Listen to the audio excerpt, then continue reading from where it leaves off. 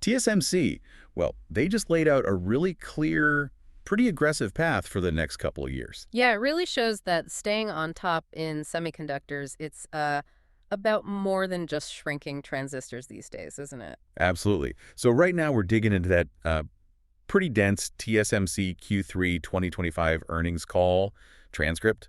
We're aiming to pull out every key number, every strategic hint, and all the crucial insights for you. Exactly. Our goal here is to walk you through this quickly, focusing on the stuff that really matters. Right. You know, where this massive, like, $500 billion company is actually placing its chips, so to speak. Nice one. You sent us the source material, and we're here to give you the shortcut to understanding what's driving the market based on it. That's the plan. Okay, and look, if you find this kind of breakdown useful, taking dense corporate speak and making it, well, hopefully, clear and actionable, please do us a quick favor. Yeah, hit that like button, maybe share this deep dive with someone who follows the space. And definitely subscribe so you don't miss the next one. Okay, enough housekeeping. Let's get straight into those numbers, some real surprises in there. So kicking things off, management's prepared remarks, they landed a solid 1-2 punch right away. Big beats. Q3 revenue first came in at $33.1 billion. Which was up, what, about 10% quarter over quarter? Sailed past their own guidance. Exactly. But honestly, the number that really caught my eye was the profitability, that gross margin figure. Ah, yes, 59.5%. That's huge. It is. It beat the high end of their prior guidance by 200 basis points, 2 full percentage points. That really speaks to their strategy, that Foundry 2.0 concept we'll get into. 200 basis points is massive in this business. Is that just like a one-off bump from running the fabs hotter, or is there more to it? Well, they did mention better cost controls and higher capacity utilization, yeah. But they also stressed the technology mix. Meaning the expensive stuff. Right. It shows they're holding on to that premium pricing, especially for AI chips, and you see it flow right down. EPS up 39% year over year. Return on equity, an incredible 37.8%. Just solid execution. Pure and simple. Okay, let's unpack that technology mix a bit.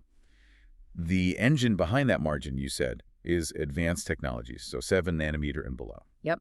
That segment accounted for, get this, 74% of their total wafer revenue. Wow. And drilling down, the really cutting-edge stuff is dominant. 3 nanometer was 23% of revenue, 5 nanometer was 37%, and 7 nanometer was 14%. So customers are definitely moving to N3 and N5. Successfully moving, yeah.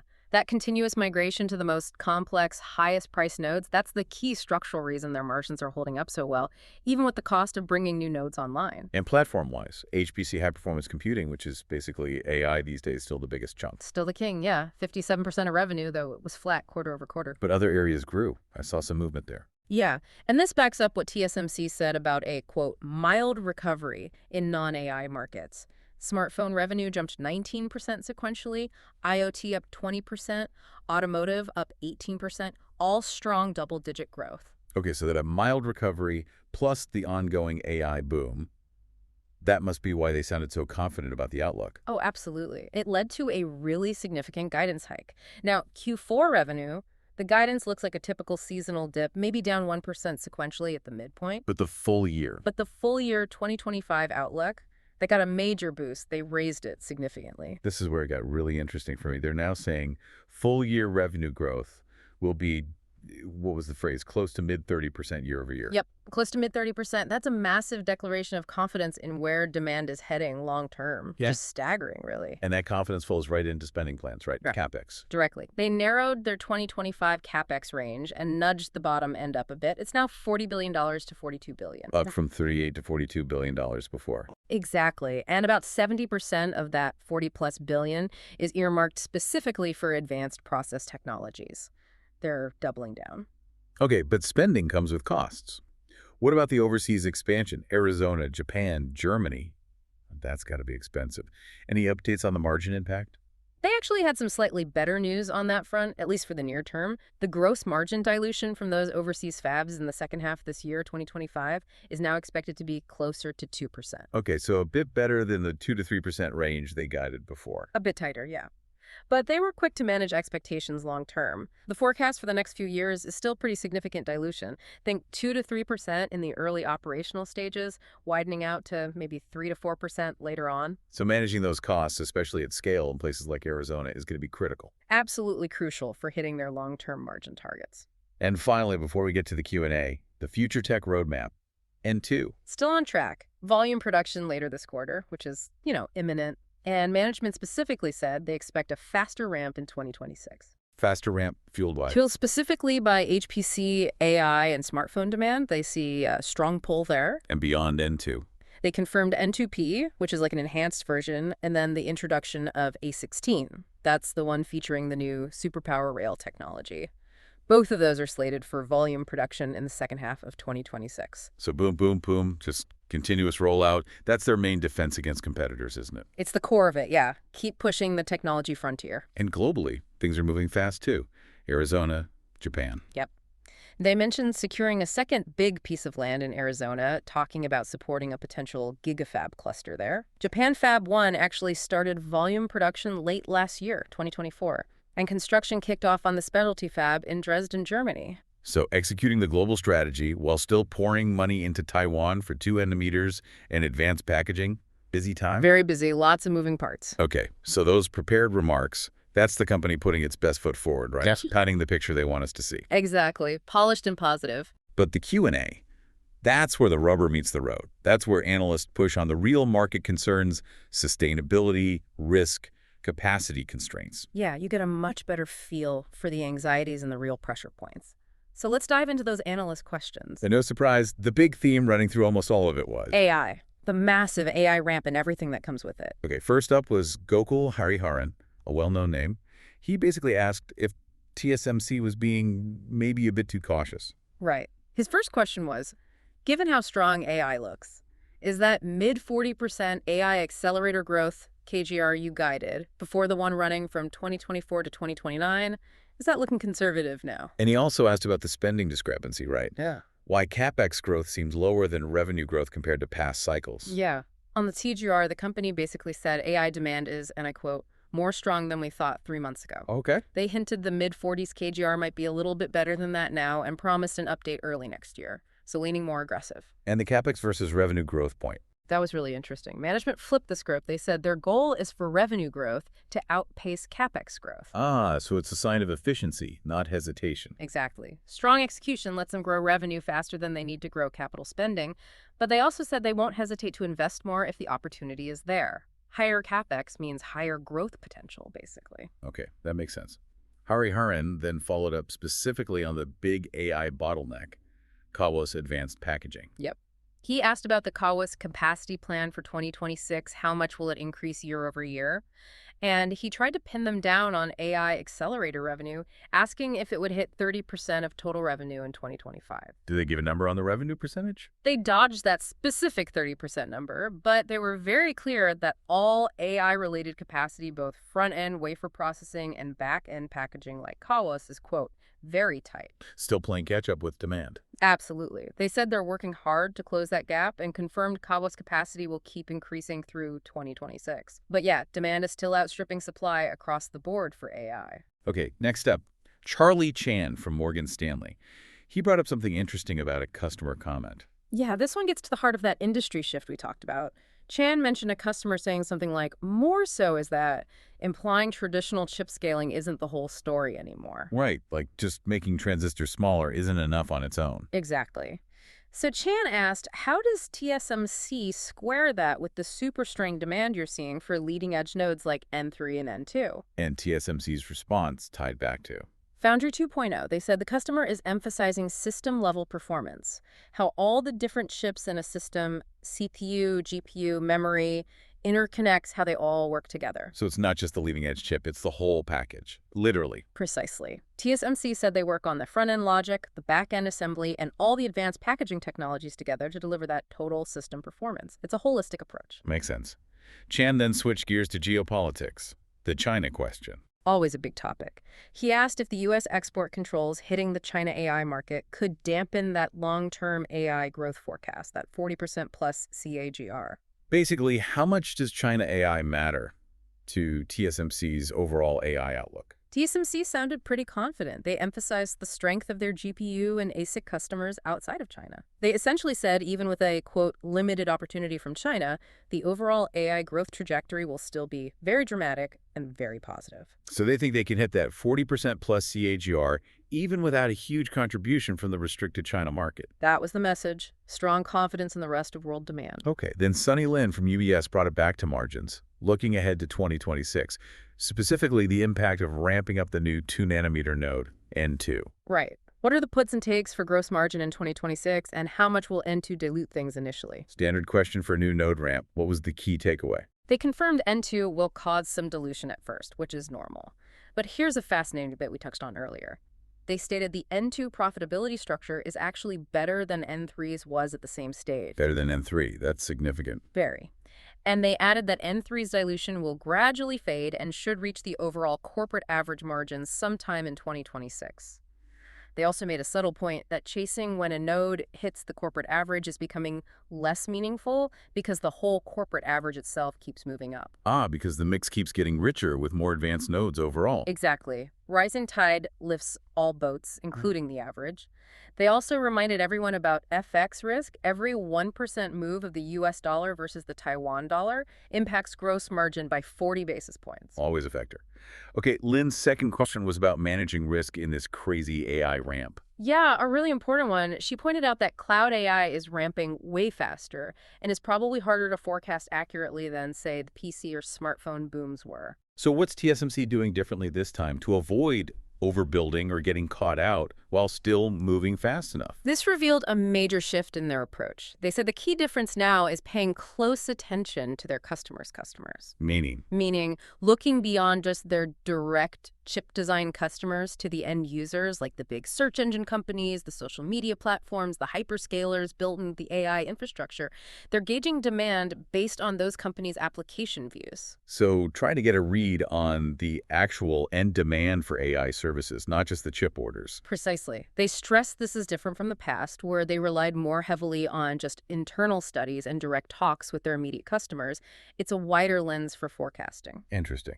Okay, shifting gears again, Bruce Luth from Goldman Sachs brought up that efficiency paradox. Yes, the token growth versus revenue growth question. Lou pointed out that AI model complexity, measured in things like tokens, seems to be growing exponentially, like doubling every few months. Yet TSMC's AI-related revenue is only growing at that 40–45% CAGR you mentioned. How does that compute? Why the gap? The company's answer was basically, technology is getting better fast. It's a combination of TSMC's own process improvements and their customers getting smarter with chip design. So they can handle way more tokens, way more efficiently with each new generation of silicon. Exactly. They can deliver that exponential increase in AI processing capability without needing an equally exponential increase in wafer volume or revenue for TSMC. It's about selling the value of that efficiency leap. Selling the performance gain, not just the silicon area. Okay. Next, Laura Chen from Citi asked for an update on the physical build-out, specifically advanced packaging in Arizona. Right. What's the plan for CoWoS and similar tech in the U.S.? And will TSMC partner with OSATs, the outsourced assembly and test companies, to meet all this packaging demand? And the answer on Arizona packaging. TSMC confirmed they plan to build 2 advanced packaging fabs in Arizona, so a significant commitment there. 2 fabs. Wow. And partnerships. Yes. They specifically mention actively working with one major OSAT partner who is also building a fab in Arizona, actually on an earlier timeline than TSMC's packaging fabs. The goal is to, quote, marry in the U.S., meaning have both front-end and back-end capabilities available locally to support customers. Okay, that makes sense for building out the U.S. ecosystem. Chen also asked about 2026 growth drivers and N3 capacity. Yeah, what's going to drive growth in 2026? Is it mostly technology migration, people moving to N2, which has a higher selling price, or is it just more volume overall from that mild recovery? And given N3 is still tight, will they add new N3 capacity next year? On the growth drivers, the answer was basically all the above. They see both tech migration and volume growth contributing. And capacity, more N3. This was crucial. They said they'll keep optimizing existing N5 and N3 lines.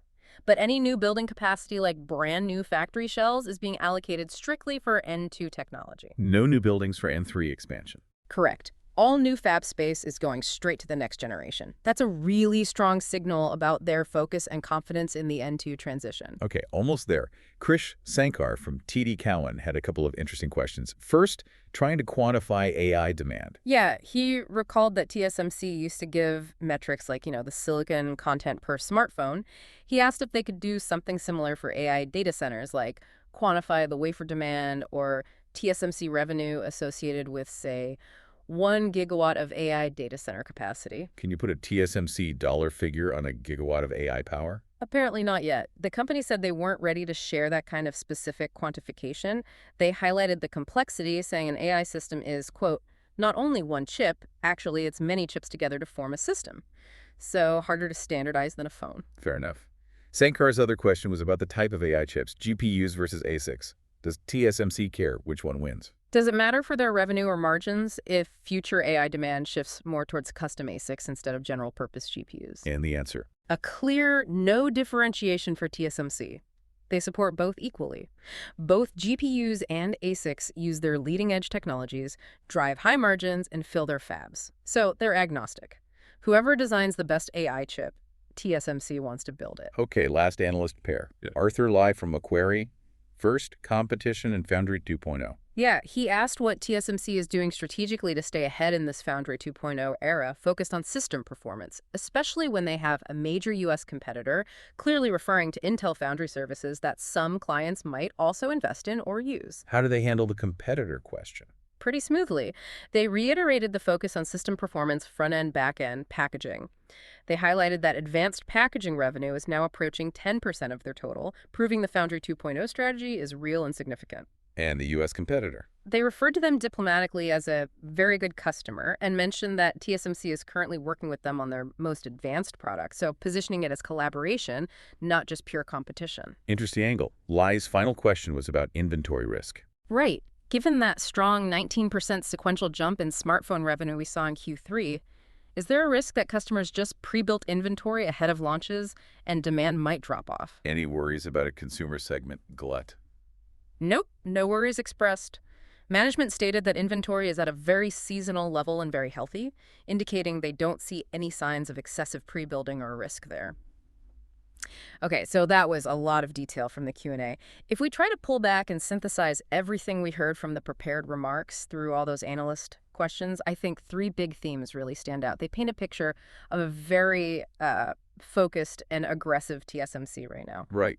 Let's boil it down. What are the key takeaways for you? I'm thinking structural confidence, the system focus, and maybe managing capacity. Exactly. First one, AI dominance and just sheer structural confidence. AI isn't just a driver anymore. It feels like it is the entire strategy. Everything flows from it. Yeah, you see it in that huge full-year revenue guidance hike, close to mid-30% growth.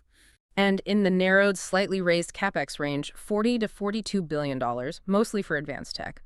Plus, that conviction around the mid-40% AI CAGR seems even stronger now, despite any, geopolitical noise or questions about China. Okay, theme 1, all in on AI with high confidence. What's number 2? Number 2 is the system focus, or Foundry 2.0 as they call it. We heard it again and again. The industry is moving beyond just the specs of a single chip. It's about how the whole system performs together. Precisely. And that directly validates TSMC's massive ongoing investment in advanced packaging, CoWoS, SoC, all that stuff. They said it's approaching 10% of revenue now. That's significant. And the N2 and A16 roadmaps seem explicitly designed for that system-level need, too. Absolutely. It's not just about transistor density. It's about power delivery, integration, connecting different chiplets efficiently. Got it. So AI dominance, system focus. What's the third key theme? Third is strategic capacity management. It's clear that capacity, especially for leading-edge nodes and advanced packaging like CoWoS, is incredibly tight. Demand is intense. But they seem to be handling it carefully. Yeah, they're trying to minimize risk while still investing heavily. That shift towards forecasting by looking at customers is a big part of that, trying to get better visibility into true end demand. And the decision to allocate all new building capacity directly to N2, not expanding N3 further. That's super strategic. It shows discipline. Instead of just adding more of the current hot node, N3, they're betting firmly on the next generation, N2, and signaling a clear, sharp transition ahead, optimizing the present while building aggressively for the future. Okay, AI confidence, system focus, strategic capacity, that sums it up well. Which brings us to our final, maybe provocative thought for you, the listener.